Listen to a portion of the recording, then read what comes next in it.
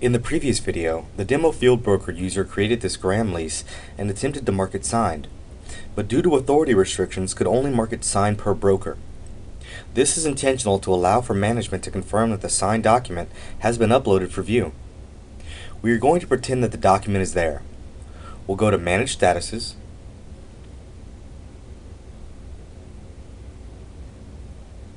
and now that we're logged on as an office manager, we have the authority to mark it signed.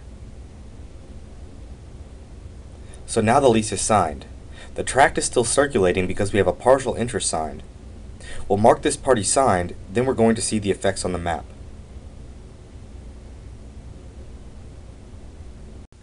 This tract is now properly symbolized for circulating. But what we're going to do is turn that layer off and go to % minerals signed.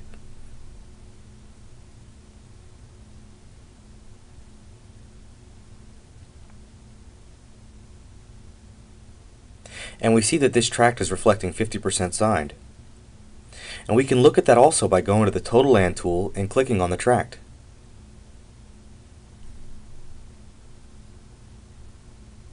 We can see that the parties Melissa Graham and Marvin Smith are attached to this tract. We can see that Melissa is marked as signed. We can now see the contract that we just generated. We can see more detail about the ownership here.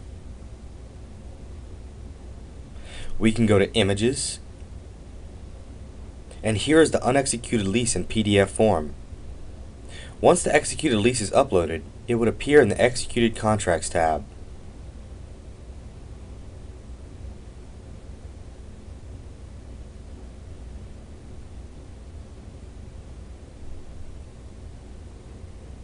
We can see the symbology of acquisition status and how that's reflected on the map.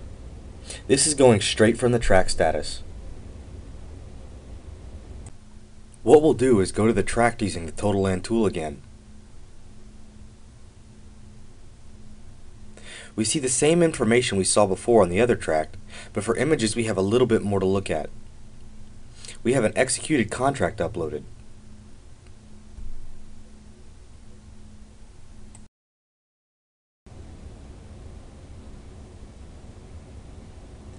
This is a document that was generated and printed out of TotaLand. Of course, this is only a demo document, not an actual lease.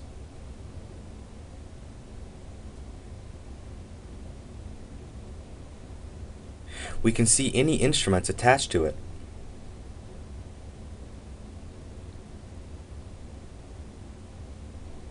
Any of these documents are available through the system.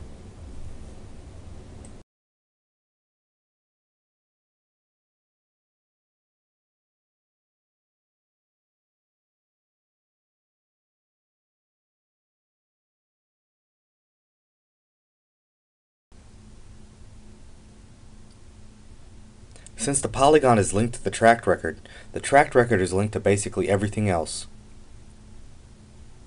We've got a transparency tool that allows you to make the dynamic shape files transparent, or you can introduce some transparency to it as needed.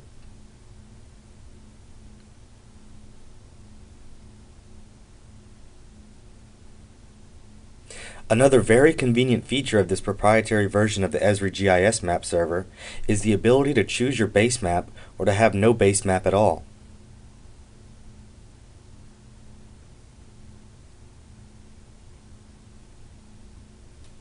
So we have set it to no base map with a white background.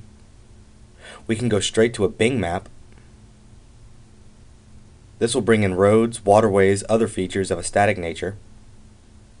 We can also change it to a Bing aerial.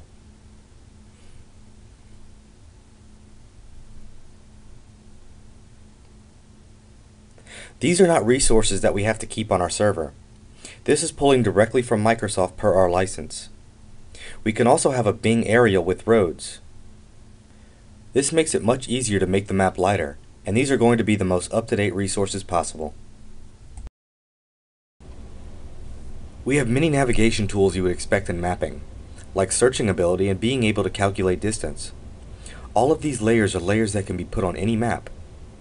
The dynamic nature of the mapping tool is what makes it so valuable. Once these polygons are built and linked to the tract record, they never have to be updated again unless something changes. It's driven by the symbology.